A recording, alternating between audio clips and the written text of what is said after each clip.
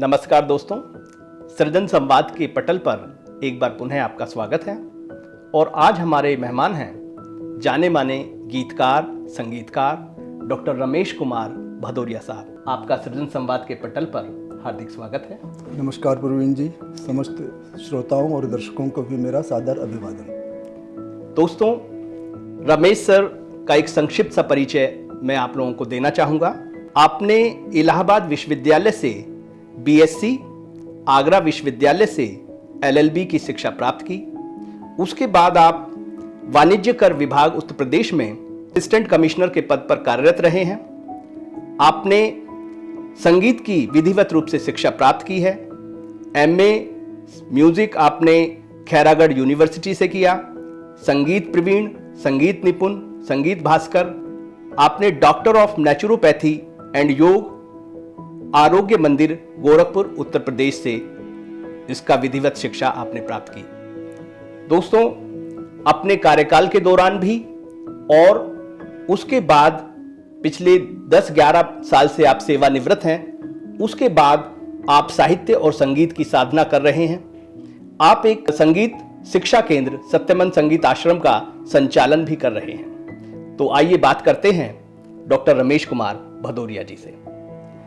Ramesh sir, जैसा हम जानते हैं, आप बिक्री कर विभाग में आपने अपनी सेवाएं प्रदान की हैं जी। तो आपका जो कार्यक्षेत्र था और आपकी जो ये रुचियां थी साहित्य और संगीत में, ये कैसे आपने तालमेल बिठाया?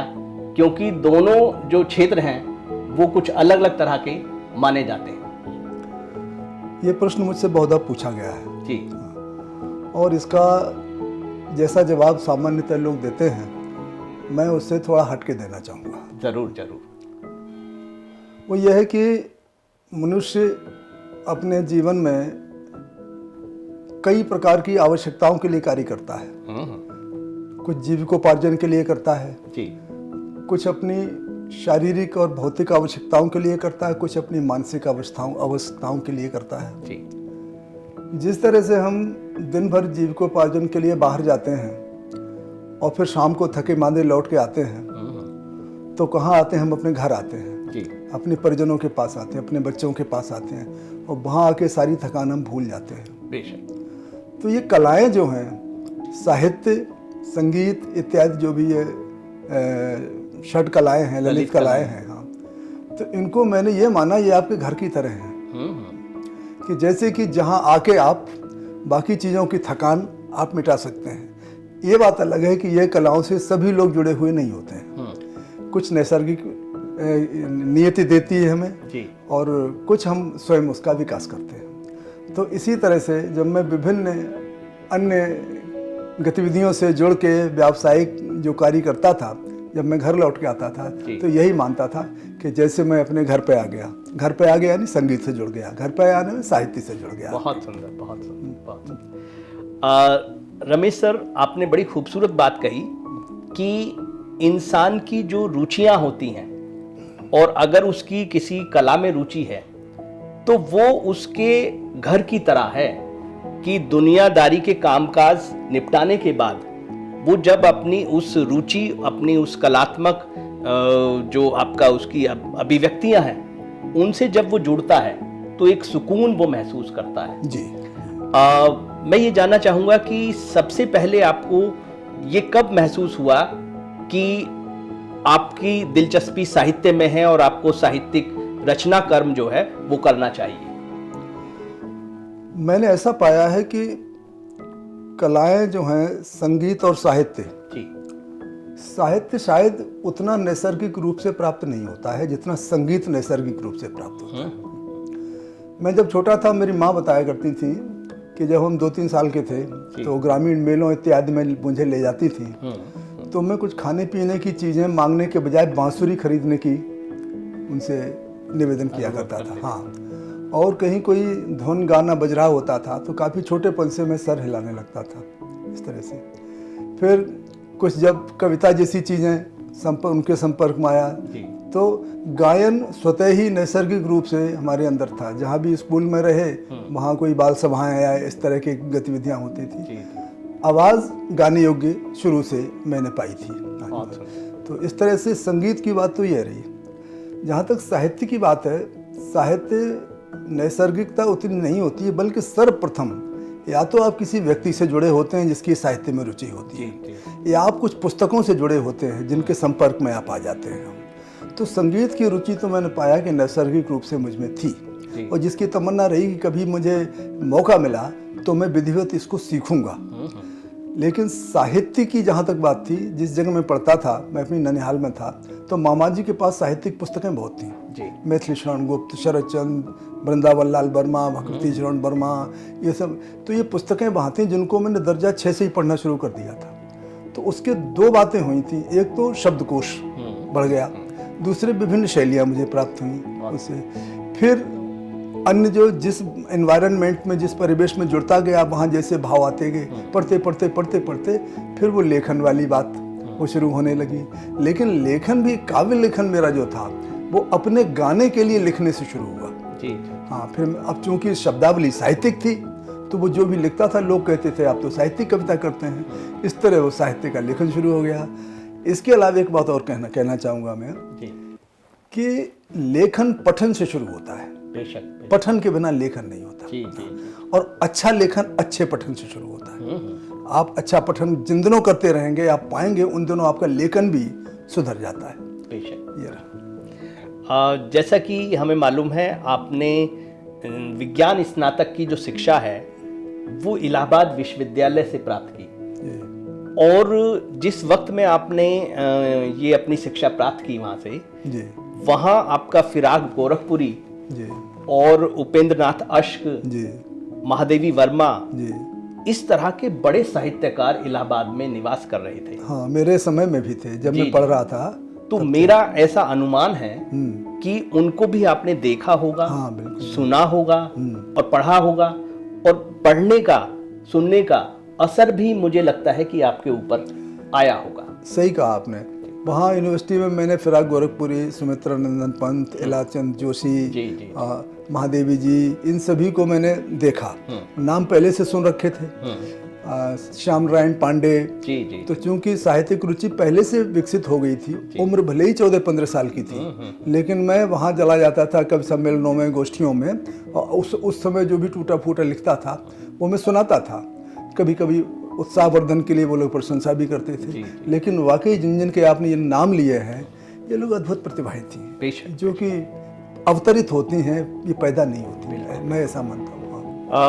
हम चाहेंगे कि आप अपना एक गीत जो है वो हमारे दर्शकों के साथ साझा करें, और जैसे भी आप पढ़ना चाहें, कथात्मक रूप में या आपका जो है संगीतबद्ध रूप में। देखिए, चूंकि मेरा जुड़ाव संगीत से भी है और लेखन करता हूँ, तो मैं समय बचाने के लिए कथ्य रूप में 1-2 चीज़ें सुनाता हूँ। जरूर। और फिर गायन रूप में मैं सुना देता हूँ। स्वागत।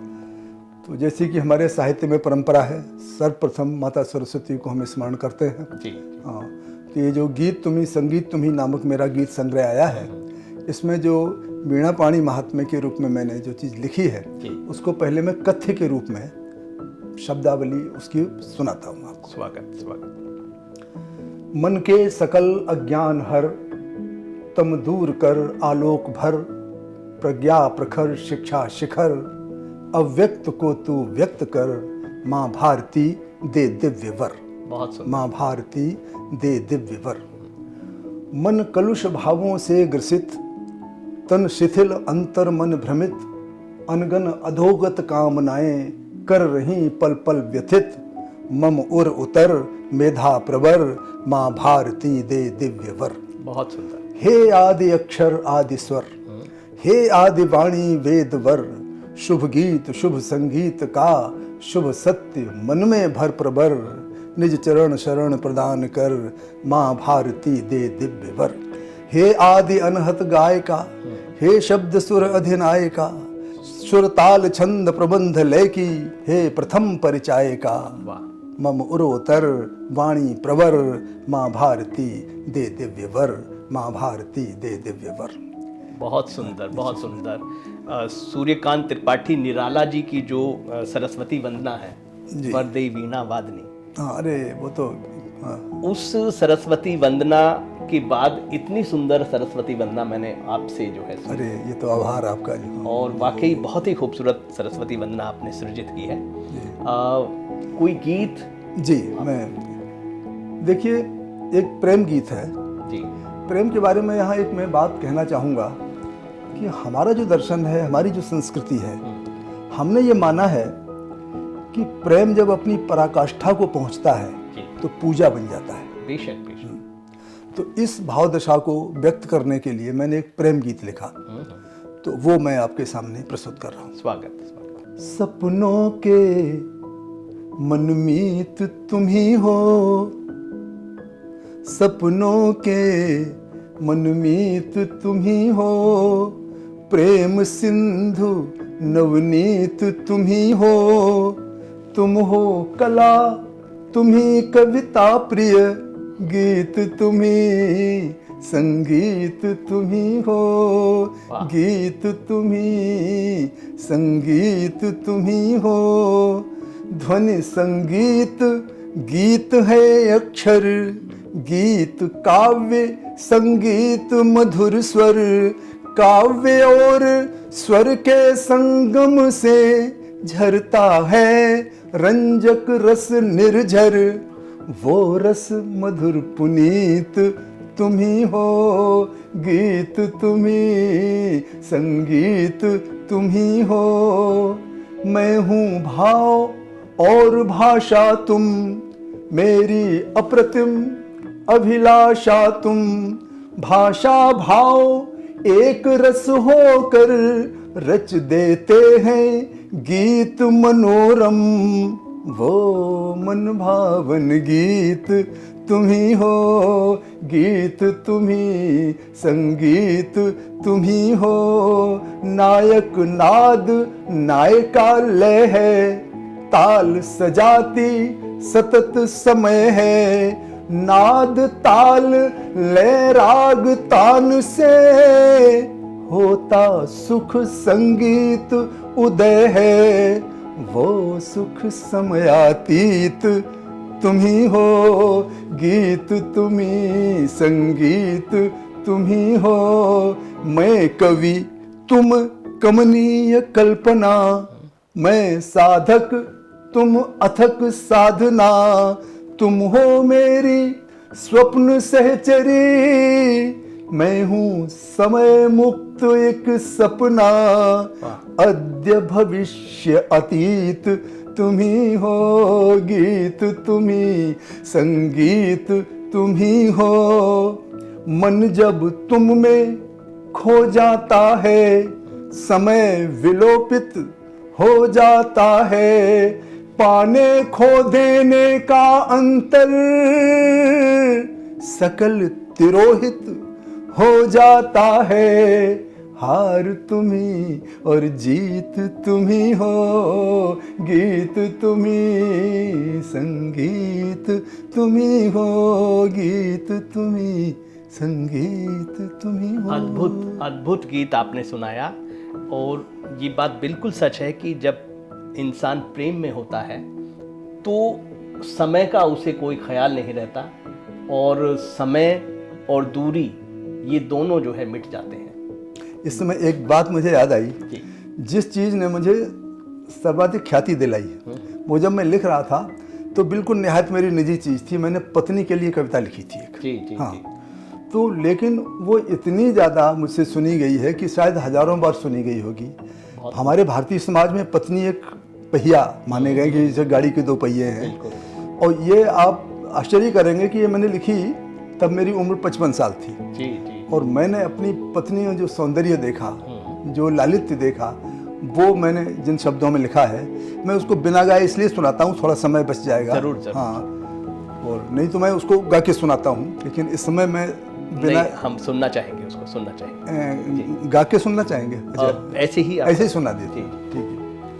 कंचन सी चमक लेके, चंदन सी महक लेके, खामोशियों में जैसे बुलबुल सी चहक लेके, तुम कौन हो, कहाँ से मेरे साथ आ गई हो, मेरी उदासियों में खुशियाँ बिछा रही हो, तुम कौन हो, कहाँ से मेरे साथ आ गई हो। बहुत सुंदर। कोई गीत मैंने गाया तो सुर दिए तुम्ही ने, कोई चित्र जब बनाया रंग भर दिए तुम्ही ने, मेरे दिल के साज की तुम आवाज़ बन गई हो, इस कवि की कल्पना का अंदाज बन गई हो, मेरी जिंदगी का नगमा तुम गुनगुना रही हो, तुम कौन हो, कहाँ से मेरे साथ आ गई हो। बहुत सुंदर। मनुहार की न मैंने उपहार भी न सौंपे, दुनिया जहाँ के समुचित श्रृंगार भी न सौंपे, तुम कौन हो जो फिर भी जीवन सुधा लुटाकर मुझ में भरी उमंगें तन मन किया निछावर, मीरा भी राधिका भी दोनों निभा रही हो,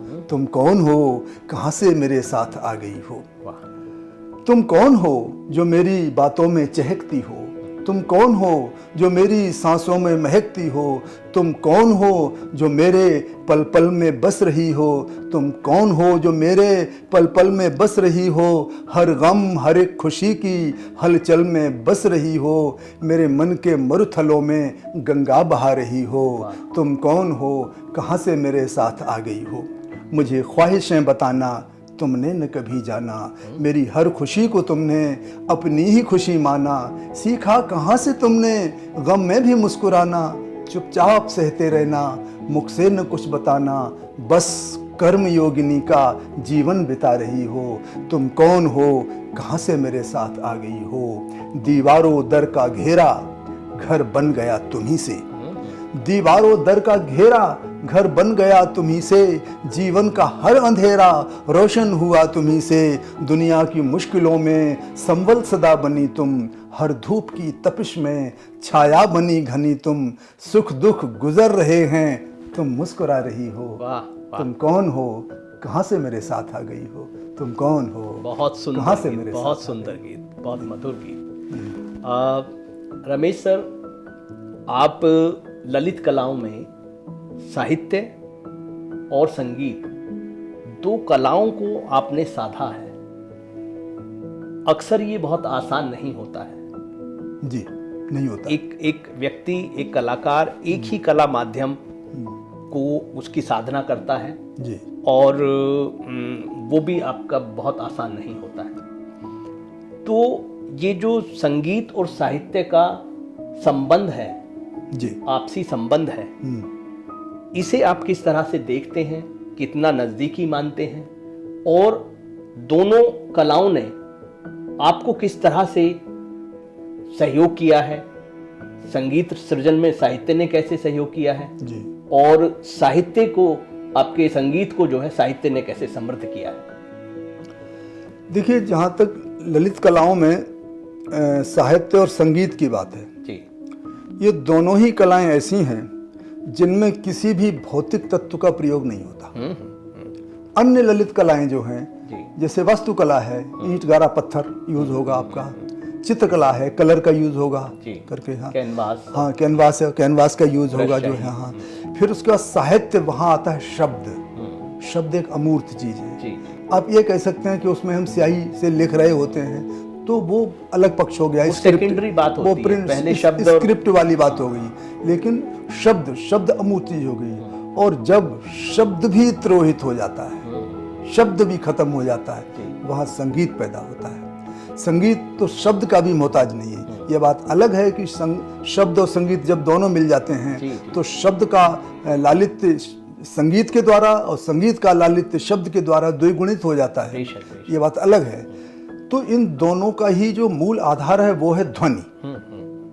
ध्वनि जब शब्द रूप ले लेती है तो साहित्य सृजन होने लगता है, और ध्वनि जब सुर का रूप ले लेती है तो संगीत सृजन होने लगता है। तो मूलतः वर्णात्मिका वाक कहते हैं तो वो तो हो गया साहित्य, और नादात्मिका वाक जो है वो वहाँ से संगीत शुरू हो जाता है। ये दोनों का संबंध है।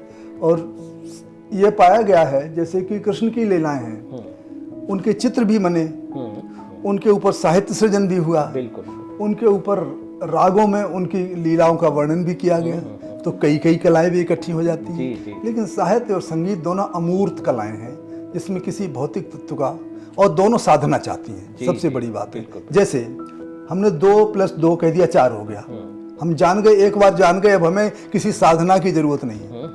लेकिन संगीत में आया गामा पामा गा रे सा। अब एक बार में कह दिया गामा पामा गा रे सा ना, आपको सैकड़ों बार हजारों बार उसको साधना पड़ेगा, आकार मिलाना पड़ेगा, फिर उसको स्वर स्थान देखना पड़ेगा।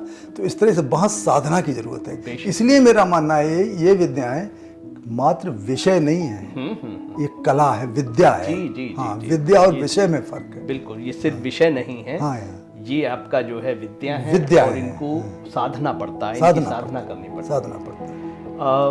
आपने संगीत और सुरों की बात की। जी संगीत में हम सुनते हैं कि कई राग जो है आपका होते हैं। जी जी जी जी। तो मैं जानना चाहता हूं, अपने दर्शकों को मैं बताना चाहता हूं आपके माध्यम से कि कौन कौन से प्रमुख राग हैं, और किसी एक राग की प्रस्तुति जो है मैं चाहूंगा कि आप जो है पेश करें।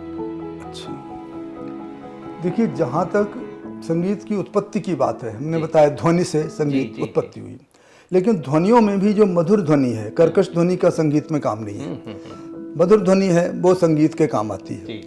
तो मधुर ध्वनि में से सुर पैदा होता है, सुर से फिर सप्तक बनाया गया।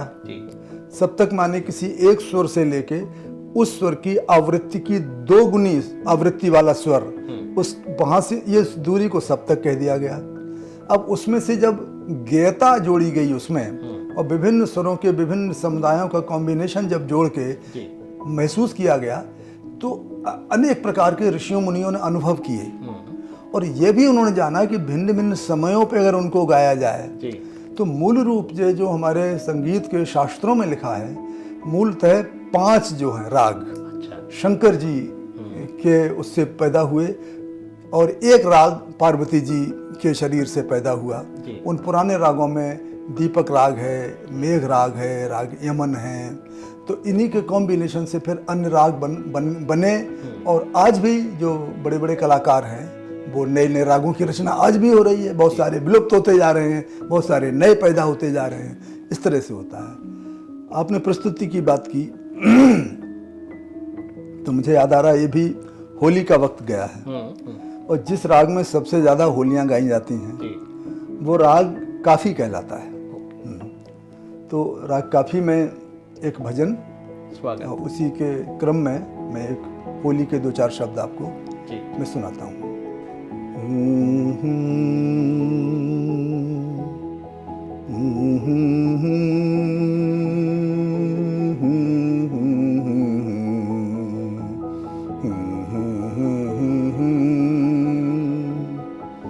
रे गा रे पा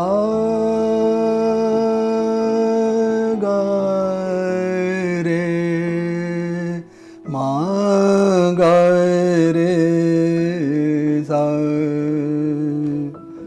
रे मा पा ध नि धा पा धा म पा गा रे पा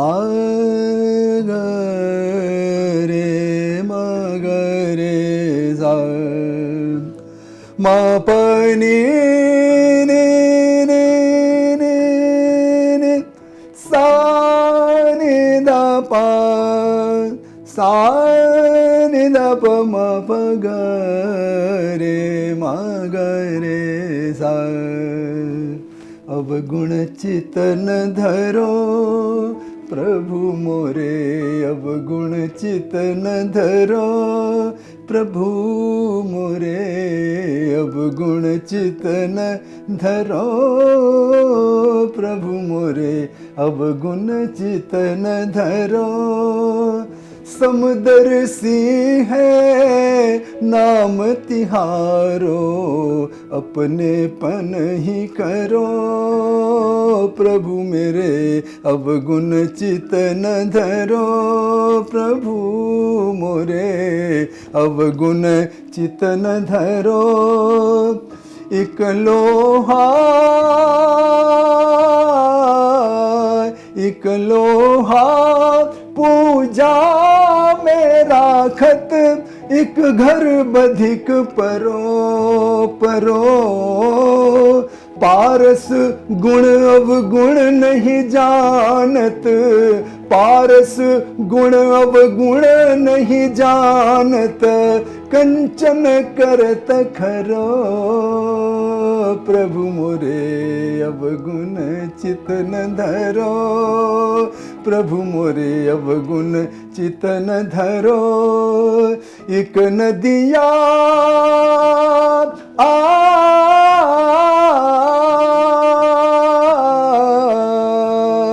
एक नदिया एक नार कहावत, मैलो ही नीर भरो, सब मिलकर दो एक बरन भय, जब मिलकर दो एक बरन भय, सुरसर नाम परो, प्रभु मोरे अवगुण चित न धरो, प्रभु मोरे अवगुण चित न धरो, चित न धरो रे, अवगुण अवगुण चित न धरो रे, अवगुण चित न धरो, अवगुण चित न धरो, अवगुण चित न धरो।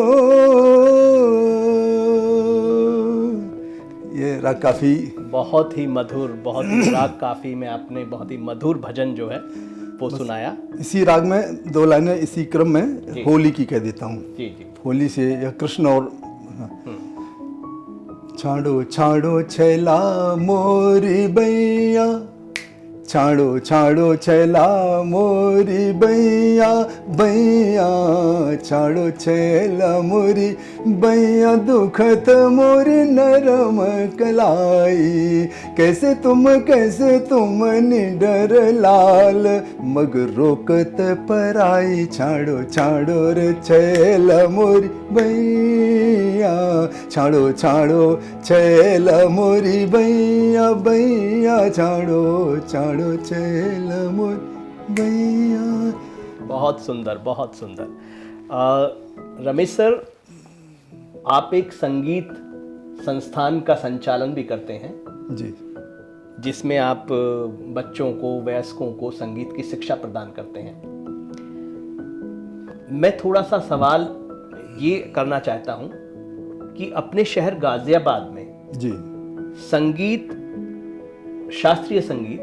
शास्त्रीय संगीत की शिक्षा की जो व्यवस्था है या जो संस्थान है, या वो किस स्तर की शिक्षा प्रदान कर पा रहे हैं, इस बारे में आपका क्या ऑब्जर्वेशन है? असल में क्या है कि ये निर्भर करता है सीखने वाला और सिखाने वाला जी जी दोनों की निष्ठा पे, दोनों के पास कितना समय है। ज़्यादातर जो लोग विद्यार्थी सीख रहे हैं जी, वो मूल विषय तो उनका पढ़ाई लिखाई है। हाँ हाँ अब उसमें से पढ़ाई लिखाई का भार इतना होता है जी कि उसी के साथ साथ वो सीखने आते हैं। अब उनकी रुचि भी बनी रहे, शिक्षक को एक यह भी देखना पड़ता है। उसमें से कुछ तो वाकई ये ललक लेके आते हैं, हम आगे तक बढ़ेंगे। जहाँ तक महिलाओं की बात है, लड़कियों की बात है, उनका जीवन ऐसा है कि कुछ दिनों बाद शादी होनी है, फिर ससुराल जाना है, जी जी फिर वो संगीत को कितना वो कंटिन्यू रख पाते हैं, यह है। जहाँ तक साथ साथ सीखने की बात है, अगर संगीत को वाकई आगे तक ले जाने जैसा सीखना है तो ये प्रारंभिक शिक्षा में स्वर ज्ञान और ताल ज्ञान जी एक अच्छे स्तर का करा देना चाहिए एक विद्यार्थी को, और गुरु के द्वारा। गुरु कराते भी हैं, जहाँ तक है गुरुओं को बहुत चीज़ देखनी पड़ती है इसमें। अच्छा, दूसरा क्या है कि चूंकि संख्या ज़्यादा है तो समूह में बिठा के हम कराना पड़ता है उसको। जी 5-5 मिनट भी हमने दिए, कुछ इंडिविजुअल, लेकिन ये विद्या काफ़ी कुछ ऐसी है कि स्तर के बाद इंडिविजुअल अटेंशन की ज़रूरत पड़ती है। उतना इस पढ़ाई लिखाई के साथ साथ उतना नहीं हो पाता है। हाँ, तो ये मैं पाता हूँ कि शुरुआत में अगर स्वर ज्ञान, ताल ज्ञान भी अच्छा करा दे तो जिसे सीखना होगा वो जब अपने जीविका उपार्जन करने लगेगा तब उस पर अपना भवन संगीत का खड़ा कर ले। बेशक बेशक। और रमेश सर, अभी आपने दिल्ली के प्रगति मैदान में आयोजित किए गए पुस्तक मेले का भ्रमण किया जी, और वहाँ तमाम विधाओं की पुस्तकों को आपने का अवलोकन किया और अनेक सुप्रसिद्ध रचनाकारों से भी आपकी भेंट हुई। जी।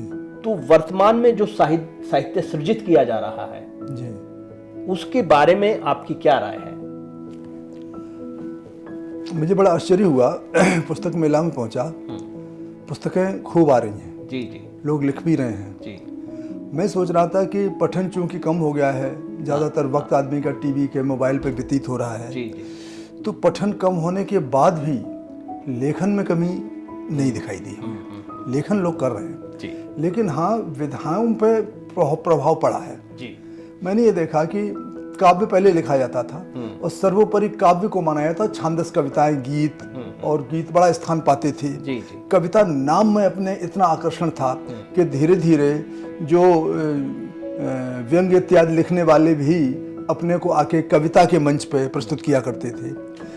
अच्छा, अब इधर में, अच्छा उधर कहानी वालों की पहले शिकायत रहती थी कि हमको स्थान नहीं मिलता, पत्रिकाओं में नहीं मिलता, चर्चाओं में नहीं मिलता। जी जी अब मैं धीरे धीरे उल्टा होता देख रहा हूँ। पत्रिकाओं में कहानियाँ स्थान पा रही हैं, समीक्षाएं स्थान पा रही हैं और कविता धीरे धीरे वहाँ से खिसक रही है। अगर आ भी रही है तो अछांदस कविताएं आ रही हैं। छांदस कविताओं का गीत के रूप में तो अभी भी है। लेखन भी जो लोग कर रहे हैं तो आजकल एक जल्दी ख्याति पाने के चक्कर में वो मंच पाना चाहते हैं, तो वो मूल जो आधार हैं साहित्य के उनको नहीं जानना चाहते हैं, न कोई गुरु बनाना चाहते हैं। ज़्यादातर कोई अगर उनको कोई राय भी दे दे तो वो कभी कभी ज़्यादातर लोग बुरा मान जाते हैं कि यार तुम बहुत बड़े बन रहे हो और हमको जो है ये चीज़ जो है बड़ी घातक है। इससे जो हमें काव्य का तो नुकसान हुआ ही है। एक चीज़ और मैंने पाई है, इवन गज़ल जो है आजकल मंचों पे खूब लिखी जा रही है, गाई जा रही है, लेकिन अच्छे स्तर की गज़ल और गज़ल के मूल तत्वों को पढ़ने के बाद गज़ल लिखने वाले उंगलियों पे गिनने के बराबर है। तो ये स्तर जो है इसकी तरफ काम करने की ज़रूरत है, नहीं तो ये परंपरा और ये चीज़ बड़ी ख़तरनाक है साहित्य के लिए, जैसा मैं मानता हूँ। ये बड़ी महत्वपूर्ण बात आपने कही कि मंचों पर जो कवि शायर हमें दिखाई देते हैं वो पुस्तक मेले में नदारद होते हैं। जी जी, वहाँ उनकी उपस्थिति उस तरह से दर्ज नहीं होती, और वहाँ जो उपन्यासकार हैं, कथाकार हैं, कहानीकार हैं, वहाँ उनकी उपस्थिति ज़्यादा दमदार दिखाई देती है। तो ये एक बड़ा विभाजनकारी सी बात है कि मंचों पे हम जाते हैं तो हमें शायर और कवि दिखाई देते हैं, और पुस्तक मेले में जाते हैं तो वहाँ वो लोग एब्सेंट दिखाई देते हैं। उनकी कोई पुस्तकें भी आपका नहीं दिखाई देती हैं, और अगर कोई पुस्तक होती भी है तो उसके खरीदार दिखाई नहीं देते हैं। इस संबंध में मैंने सोचा है जी, और ये पाया है कि मंच जो होता है वो एक शो होता है जिसको दर्शक देख रहे होते हैं। जी जी जी, और उसकी सफलता दर्शकों के मानसिक स्तर, उनकी रुचियाँ, उनकी रुझाने उनको प्रभावित करने के ऊपर होती है। उनको आप उन्माद में ले आइए, उन्मादी कविताएं सुनाइए, वीर रस की सुनाइए, या उनको प्रेम में भी ऐसी कविता सुनाइए जो एकदम से सीधे सीधे द्व्यर्थी टाइप की हो, तो बड़ी तालियां बजने लगेंगी। वहाँ तालियां नहीं भी बज रही हो तो कह कह के बजवाने की वो परंपरा रहती है। तो साहित्यिकता जो है वहाँ उसका ह्रास होने लगता है। वो श्रोता और दर्शक और आयोजक जो होता है वो भी सफलता उस कार्यक्रम की इस पे मानता है कि दर्शकों ने कितना पसंद किया, दर्शकों की संख्या कितनी आई। साहित्यिक स्तर से वास्ता उतना ज़्यादा फिर वो नहीं रह जाता। आते भी हैं दो चार अच्छे साहित्यकार तो बैठे रहते हैं, वो आखिर के लिए आधी पब्लिक चली जाती है, तब कहीं फिर वो बाद में उनको सुनाए। तो इसलिए अच्छा साहित्य तो आपको पुस्तकों में, पुस्तक मेला में, या अच्छे साहित्य पत्रिकाएं आजकल अभी भी बड़ी भगवान की कृपा है, कुछ अच्छी पत्रिकाएं अभी भी जिंदा बची हैं जो चल रही हैं जो है।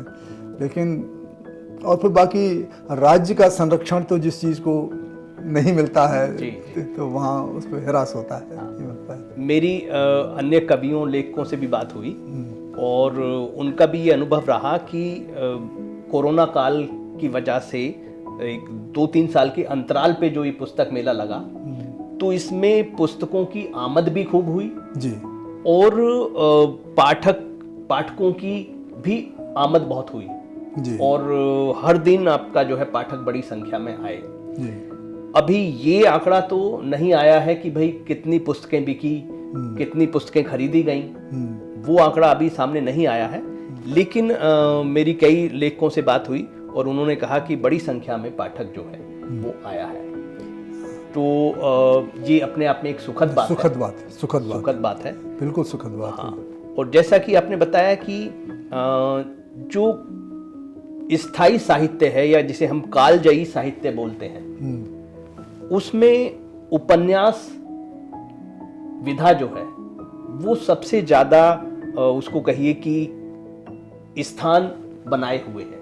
जैसे जब हम बात करते हैं कालजयी साहित्य की, तो उसमें प्रेमचंद के उपन्यास, जैनेन्द्र के उपन्यास, अज्ञेय के उपन्यास, वृंदावन लाल वर्मा के उपन्यास, आचार्य चतुर्सेन के उपन्यास, ये उपन्यास बड़ी प्रमुखता के साथ आते हैं। और ये आपका इनका प्रकाशन, इनके संस्करणों का प्रकाशन जो है वो लगातार होता रहता है।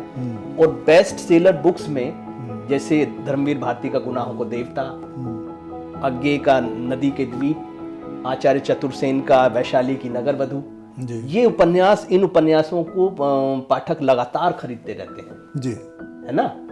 तो ये चीज मुझे पुस्तक मेले में दिखाई दी, और आपने भी कुछ ऐसा महसूस किया होगा, अनुभव किया होगा।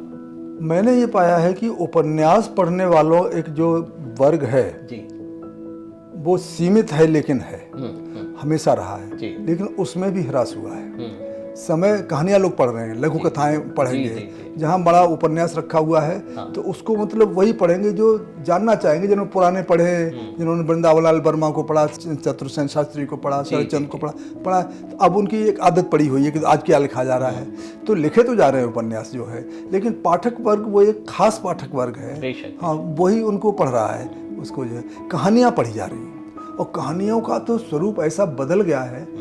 लेकिन एक चीज़ और मैं कहूँ कि मैंने विचार किया कि जिस साहित्य में मानवीय संवेदना नहीं है, जिसमें दीन प्रेम नहीं है, भगवान को दीन बंधु कहा गया है ना। हाँ, तो अगर दीन बंधु की जगह आप दीनों से कोई वास्ता नहीं रखेंगे, मानवीय कष्टों से वास्ता नहीं रखेंगे, तो वो साहित्य जिंदा अधिक दिनों तक नहीं रहता है। तो मानवीय संवेदना रखने वाला ही वो वर्ग है जो कि उन चीज़ों को पढ़ रहा है। अदरवाइज जो भौतिकता में जो लिप्त हो गए हैं, वो उपन्यास पढ़ने का समय मैं मानता हूँ उन पर नहीं है। बहुत उल्लेखनीय बात आपने कही कि वही साहित्य जो है टिकाऊ होता है जो जनहित के सरोकारों से संबद्ध होता है जी, और जनहित की चिंता करता है जी। और जो रचनाएं, जो कविताएं, कहानियां और आपका उपन्यास सिर्फ मनोरंजन या आपका पब्लिसिटी के लिए आपका लिखे जाते हैं जी, उनकी उम्र ज़्यादा नहीं होती। जी, नहीं होती जी। तो दोस्तों, हम लोग बात कर रहे थे जाने माने गीतकार, संगीतकार डॉक्टर रमेश कुमार भदौरिया जी से।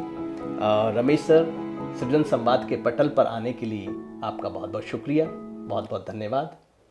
आपको भी बहुत बहुत धन्यवाद प्रवीण जी, और आध्यात्मिक स्टूडियो का बहुत बहुत आभार कि ये इस मंच पे उन्होंने मुझे बुला के आदर दिया। सभी श्रोताओं को, सभी दर्शकों को मेरा नमस्कार। तो दोस्तों, एक बार फिर मिलेंगे हम लोग नए एपिसोड और नए मेहमान के साथ। नमस्कार।